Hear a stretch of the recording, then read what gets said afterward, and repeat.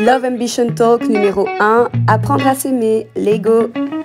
Hello les filles, j'espère que vous allez bien. Alors aujourd'hui, on va parler d'amour, encore une fois. Mais cette fois-ci, j'ai envie de vous partager ma plus belle histoire d'amour en espérant que ça vous donne envie de tomber amoureux, d'aimer encore plus.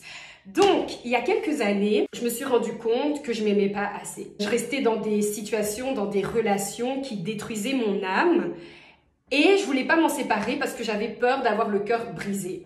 Sans me rendre compte que parfois, il faut que ton cœur se brise pour que ton âme respire. Je sais pas si vous avez déjà eu ça, genre t'es là, t'es en vie, mais t'as l'impression d'étouffer. Tu te réveilles le matin, tu respires, tu vois, t'es là, tu respires, mais tu étouffes. Et c'est dans ce sens-là que je veux dire que parfois, il faut des séparations, donc des brisements de cœur pour que ton âme respire, parce que notre cœur va parfois s'attacher à des choses qui ne sont pas bien pour notre âme et qui révèlent en fait qu'il y a un manque d'amour. Pourquoi il y a un manque d'amour ? Parce qu'en fait, je donnais beaucoup, j'écoutais beaucoup, mais quand il fallait me donner à moi, quand il fallait investir en moi-même, quand il fallait m'écouter, Bagdad, j'arrivais pas. Genre, c'était compliqué. Et en fait, je me suis rendu compte que j'écoutais beaucoup, je voulais bien faire les choses pour les autres, parce que inconsciemment, je m'attendais à ce que ces autres personnes me donnent ce qui manque en moi. Donc, en fait, je donnais pour recevoir, clairement. Je donnais pour recevoir. Mais qu'est-ce qui se passe quand ces personnes sur qui tu bases ton amour, ces personnes en qui tu espères qu'elles te remplissent d'une chose qui manque en toi, partent? Qu'est-ce qui se passe en fait quand tu te retrouves seule? Qu'est-ce qui se passe quand t'es plus en couple, t'es célibataire et que c'est ton copain qui faisait en sorte que tu te sentes bien? Il te disait tous les jours, oh t'es belle, oh t'es intelligente. Qu'est-ce qui se passe en fait? Qu'est-ce qui se passe quand il n'y a pas les likes, quand il n'y a pas les gens qui te complimentent, quand les gens ne sont pas là pour te dire que tu es intelligente? Qu'est-ce qui se passe quand tu es dans ta chambre, sous ta couette et que tu es avec toi-même? C'est ça l'amour propre. C'est la définition que tu te donnes sans les définitions extérieures.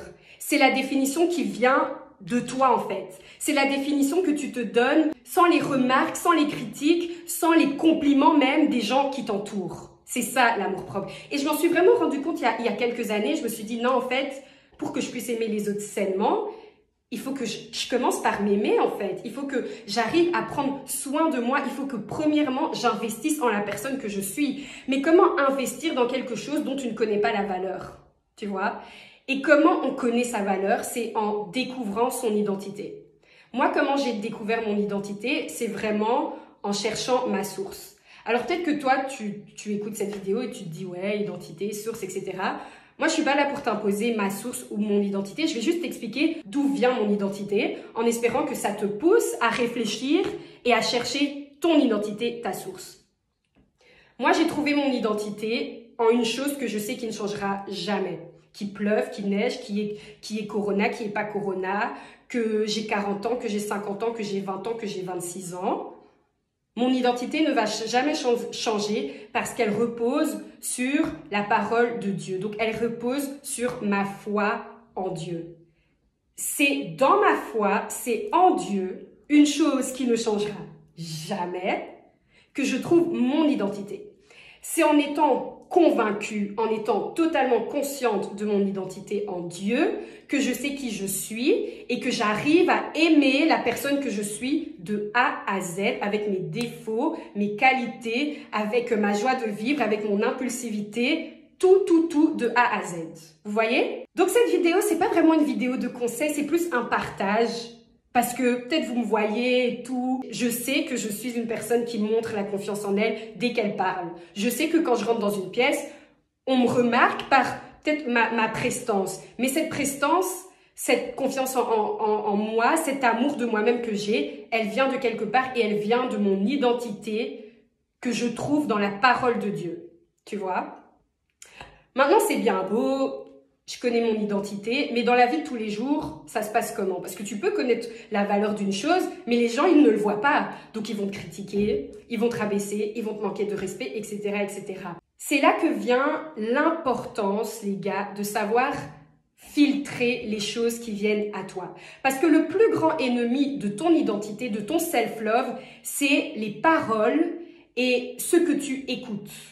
Donc, ce que tu dis et ce qui entre dans tes oreilles. C'est pour ça que je le répète, je pense, chaque jour. J'ai déjà fait des vidéos là-dessus. Qu'est-ce que tu écoutes et qu'est-ce que tu acceptes? Parce que c'est ça, en fait, qui va réguler ton fondement d'amour. Tu vois ce que je veux dire?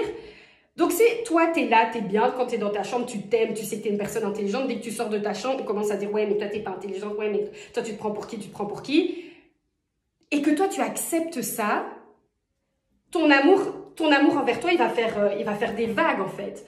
Donc, dans cette vidéo de self-love, après avoir découvert son identité, après avoir eu la conviction de ce que tu es réellement, je reviens sur ça, ce que tu es, c'est une chose qui ne change pas. Aujourd'hui, je suis business développeur, demain, je peux être maman. Donc, quand on me demande qui est-ce que tu es, je ne peux pas dire business développeur. Non, parce que mon amour propre ne repose pas sur des choses qui peuvent partir du jour au lendemain. Il repose sur une chose qui est là et qui sera là et que je crois en fait qui sera là éternellement. Et c'est ce que Dieu dit à propos de moi. Tu vois ? Je reviens sur ce que je disais. Donc, le deuxième point, c'est savoir filtrer ce que tu acceptes. Imaginons, toi, tu as confiance en toi et tu es en couple avec une personne qui n'a pas confiance en lui. Qu'est-ce que cette personne va toujours dire? Il y aura toujours des choses négatives qui vont sortir de la bouche de cette personne. Qu'est-ce que tu fais avec les paroles que cette personne dit à propos de toi? Il faut savoir filtrer, il faut savoir contrecarrer. Et pour avoir la force de contrecarrer ces choses, il faut être sûr de soi. Il faut être sûr de ce qu'on est et il faut s'aimer. Donc vraiment, cette vidéo, c'est juste pour vous rappeler quelques trucs. Parfois, il faut briser son cœur, se séparer de certaines personnes pour que ton âme respire, pour que tu puisses commencer à investir en toi-même. Tu vas investir en toi-même quand tu vas connaître ta valeur. Et ta valeur, tu vas la comprendre quand tu vas comprendre ton identité. Et ton identité, tu la trouves dans ta source. Alors, s'il y a des gens qui écoutent cette vidéo et qui veulent s'aimer ou qui savent qu'ils s'aiment, mettez-moi en commentaire. Je suis une personne merveilleuse. Et rien ni personne va changer ça. À la prochaine. N'hésite surtout pas à t'abonner pour plus de vidéos. À la prochaine.